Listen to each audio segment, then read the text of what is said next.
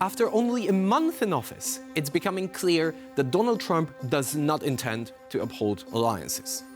Other NATO members are still trying to process that, but they are not the only allies dependent on the US on security. So, will America's isolationist turn change the balance of power in Asia as well? Stay with me to find out here on Wider View. And I'm your host, Mateusz Mazzini.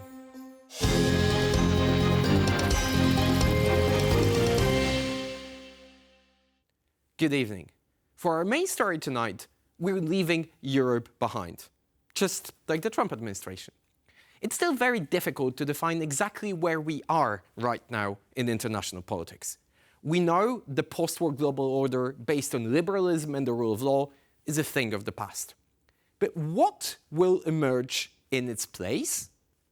While Europe reels from the shock of the Trump administration's recent actions, leaders in other parts of the world are beginning to wonder if they will be next. Japan and South Korea have major US military deployments on their soil. Should they be worried America will pull out for good?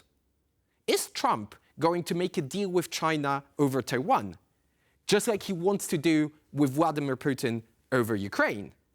How will India position itself relative to Washington right now? Let's dive into the Asian political landscape in our report. The American pivot to Asia is an idea dating back decades. When Barack Obama was sworn in as president in 2009, US officials began talking about shifting Washington's priorities to the Pacific. A number of solutions were proposed, including a greater military presence in the region, but little materialized. During Donald Trump's first term, the focus pivoted to China and North Korea.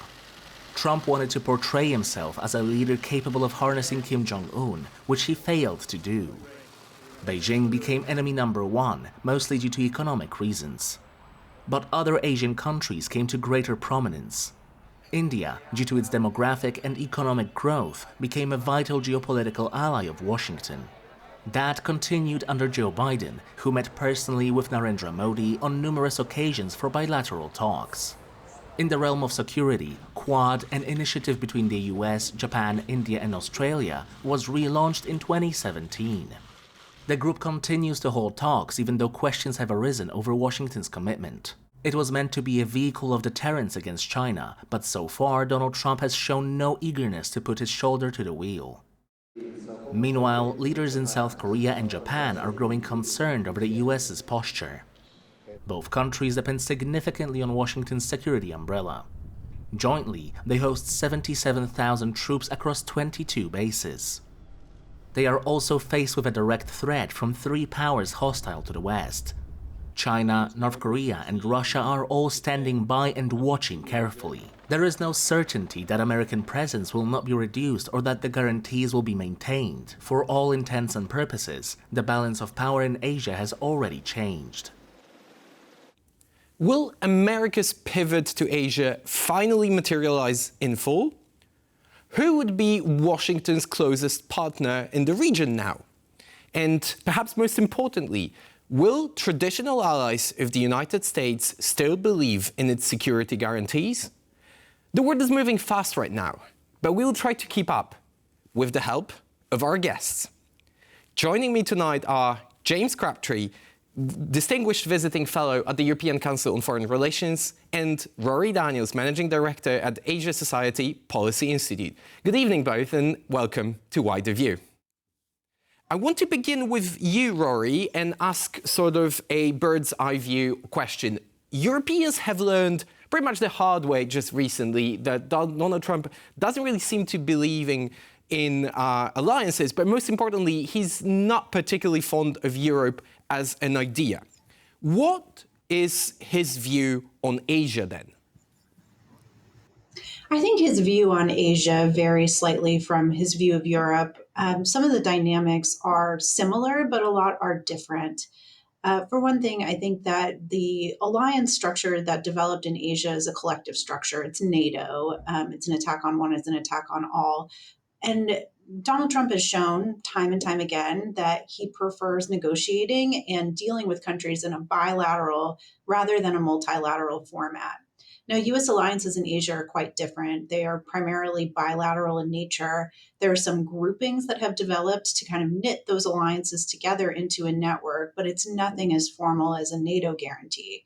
So I think that there is some slight differences in how Donald Trump sees Europe as opposed to Asia, including that when it comes to the main adversaries of the alliance networks, perhaps Russia in Europe's case, and perhaps China, rising and aggressive China in Asia. One country, the United States, has a deep, deep economic competition with, that's China, and the other in US Russia relations doesn't see that same level of economic competition and priority. So I really do think these are two distinct mindsets, two different theaters in which Donald Trump's priorities do matter and change based on which one he's looking at. So let's follow up on this last idea with you, James. If we actually assume that the driving force behind the foreign policy of the current Trump administration is really the trade perception of the word and trade deficits, then most of Asian countries actually do have quite a lot to worry about. We're going to display right now on the screen the data concerning trade balances, or rather imbalances, in favor of a lot of Asian partners with trading with the United States. Will there be tariff imposed on individual Asian countries on behalf of the Trump administration as well, do you think? So I think, yes, there will be tariffs. There have already been tariffs introduced with China. There's been a 10% tariff and a reciprocal measures from China. There could be more to come. Trump talked in the campaign of tariffs as high as 60% on China. And I think there are likely to be tariffs on other countries. It should be clear by now that President Trump likes tariffs as a tool, and he's prepared to use them to gain leverage, both as a threat, but also in reality. I think it would be extremely unlikely that he would threaten all of these tariffs and none of them would come into force. So that's a big challenge for the Asian countries that you mentioned on the screen, some of whom are US allies like South Korea, some of whom are US partners like Vietnam, and some of whom are US strategic rivals like China, which has by far the largest trade imbalance with the US. So I think it would be very unlikely if we got through the next period and the countries of Asia did not see tariffs imposed by the United States. So on that note, I wanted to come back to you, Rorry, and ask specifically about the two most important traditional allies of the United States in the region, namely South Korea and Japan. Let's flip that equation a little bit.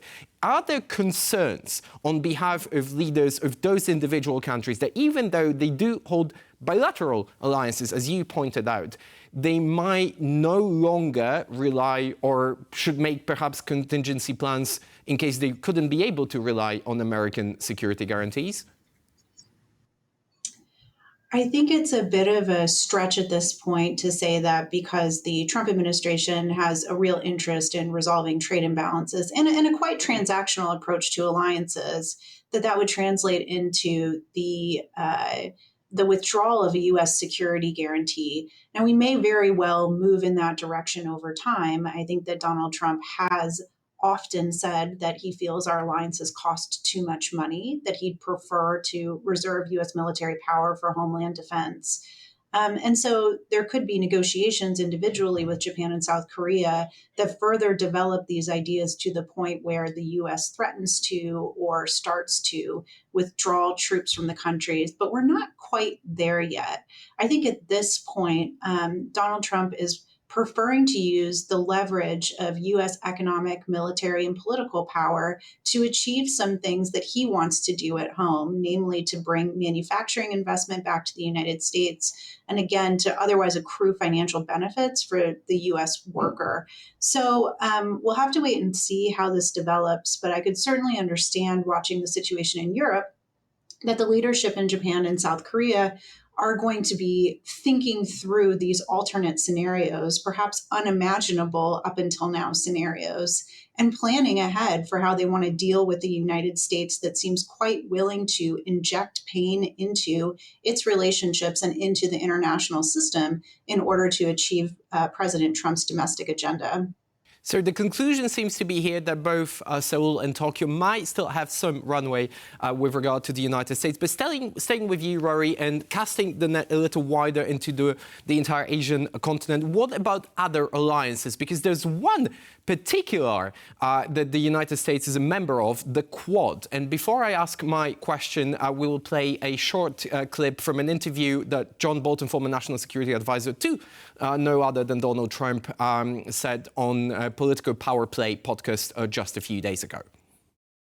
So the Europeans can scramble to say, well, we're going to spend more on defense or one thing or another, but it doesn't remove Trump's basic lack of understanding and distaste for the alliance. And I would say, and I worry, that this is true for other American alliances around the world, not just NATO. In the context of the Quad, do you share John Bolton's concerns? I don't in the context of the Quad, because the Quad is not a formal military alliance. It does contain three allies, or two allies of the US that have bilateral alliances, Japan and Australia. But India is not a security guarantor for any of the other countries in the Quad system.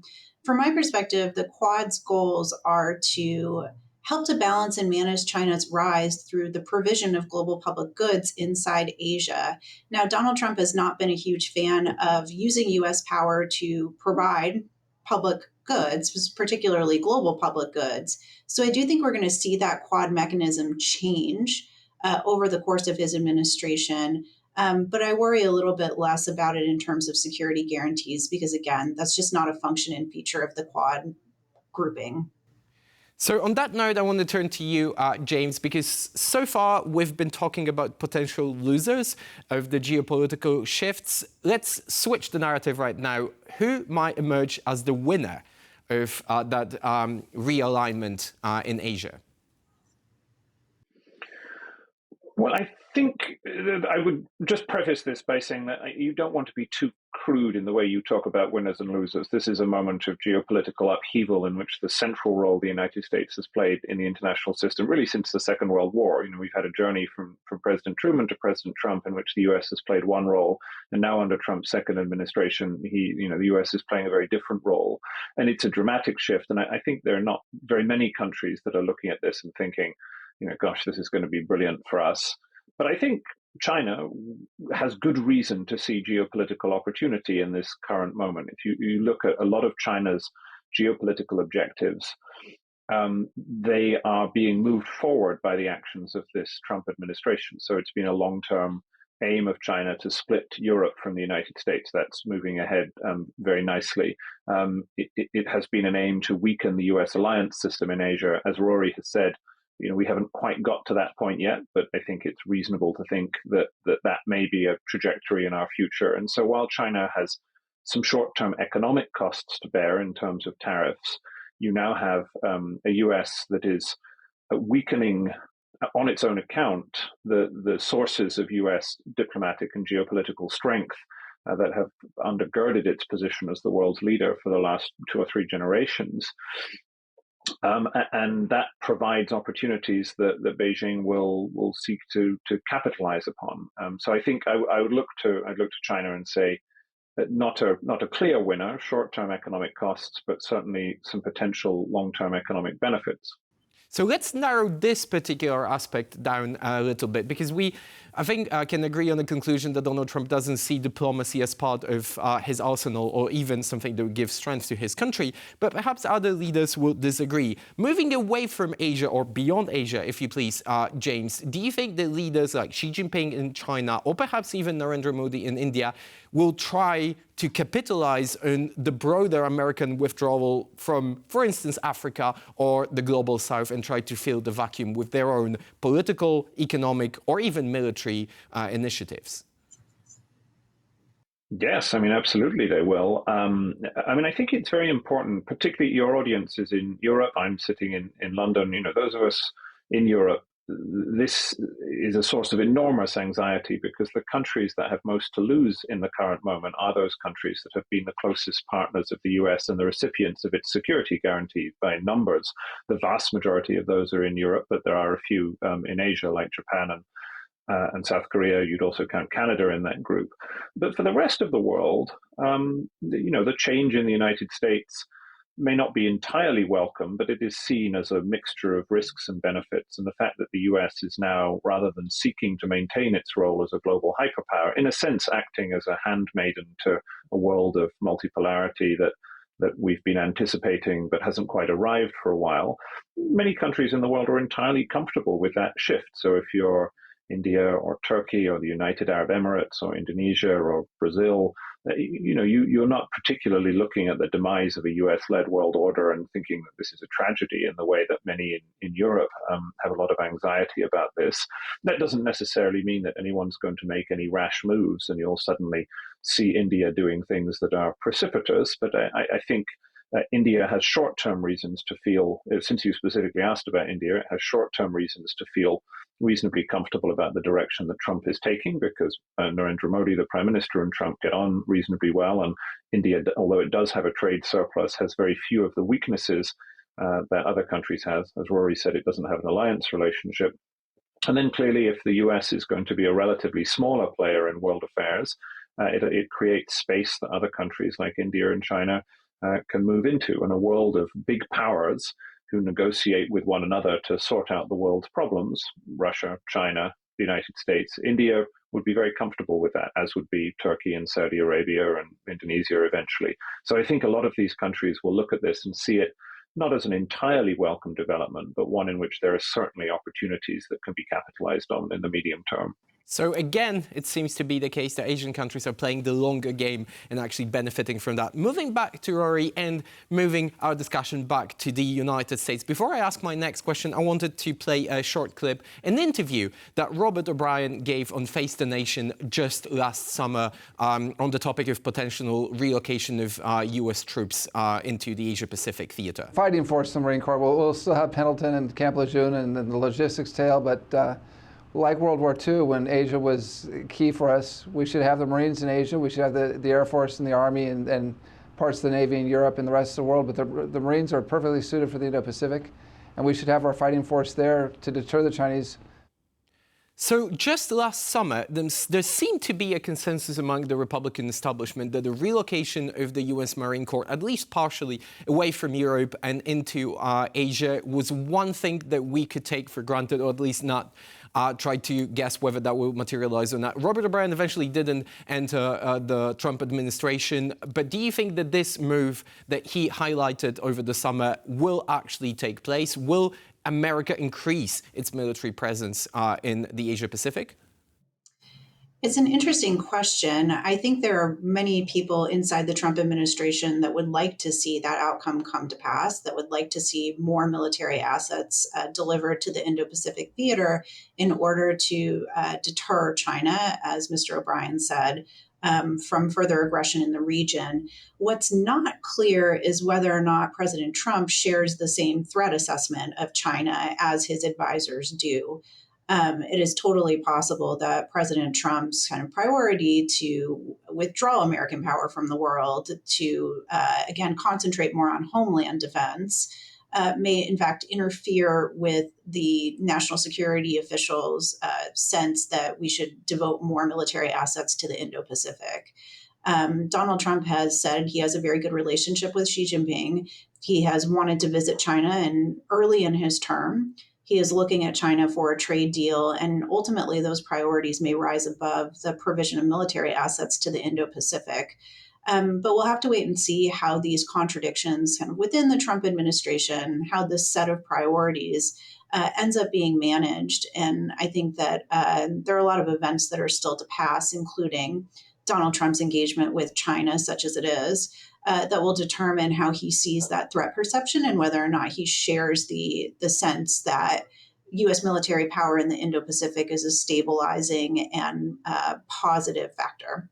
So very quickly, a follow-up question to you, Rorry. If you were to map out something that's fundamentally important also from the European point of view, who are the key players in the Trump establishment circle administration, these things don't necessarily have to overlap, that would advocate an increased military presence of the United States in the Indo-Pacific, and who are the ones that would actually push for more homeland defense focus? I'm not in a position to really answer that question in detail, but I can say that people like National Security Advisor Waltz, people like Secretary of State Marco Rubio, people like the Undersecretary of Defense Elbridge Colby have put these ideas forward before. They do see the competition, strategic competition between the United States and China as existential. I mean, they have said this is an existential competition. And so, for people like that, the idea that we should be devoting all of our military resources to protecting and defending the United States and its partners and allies against an existential threat seems very plausible. But again, these conversations have to be kind of played out at the highest levels. If the second Trump administration follows the first Trump administration, of course, officials have an important role to play in advising the president. But a lot of the decisions about China policy will be made by the president himself and an even closer circle of advisors, including people who are not elected or appointed U.S. officials, but people who are influential in Trump's orbit. I think we all know what that means in the context, especially given the always increased, almost by the day, role of unelected officials in this administration. Back to you, James. On the topic of existential threats, will powers hostile, I was about to say to the West, but I'm not entirely sure I still know what that means. So I'm going to say powers hostile to the European Union, namely China, Russia, North Korea, will continue to expand their presence or the level of threats in Asia in the coming months or years, given the US posture? Well, I think that's an extremely good question to which we don't really know the answer. If you were going to ask it about Europe, I think I would feel more confident in saying that Vladimir Putin is going to test or has a very strong incentive to test the boundaries of NATO's Article 5 provision, given the current relationship between Russia and the United States. The way that China is going to play this, I think we have to be very circumspect. It's hard to say. China will continue to put pressure on Taiwan through gray zone activities. And I think it's important for your audience to remember that really, when it comes down to it, the status of Taiwan is the first, second, and third priority for China. And therefore, they will spend a lot of time trying to understand exactly where Trump stands on this issue. And I think China will, push some boundaries. But if you're asking, will China suddenly make a precipitous move, a risky move, then potentially not. China doesn't or hasn't shown itself to have the same risk appetite as Russia in international affairs, and also it sees a lot to lose in what you might see as the collapse of the current international order. I mean, Russia plays a role in which it would be very happy to burn the current international order to the ground and thinks that it would emerge from this victorious. China sees a lot more downside risk, and therefore I think is less likely, it's not impossible, but is less likely to behave in a way that is very opportunistic and is more likely to bide its time and see how this current moment begins to develop. And in particular, it will seek a modus vivendi with the United States. It wants a common understanding of areas that are very important to China, particularly Taiwan. I'm afraid this is all we have time for, and I regret to say that because Asia, just like the rest of the world, offers more questions than answers right now, but we will certainly be keeping an eye on this part of the world in our coming episode. Rorry Daniels and James Crabtree were our guests tonight. Thank you very much. Thank you. Making contingency plans seems to be the reasonable thing to do. So no surprise Asian leaders are following this line of thinking. They have major concerns, but also individual, often contradictory interests.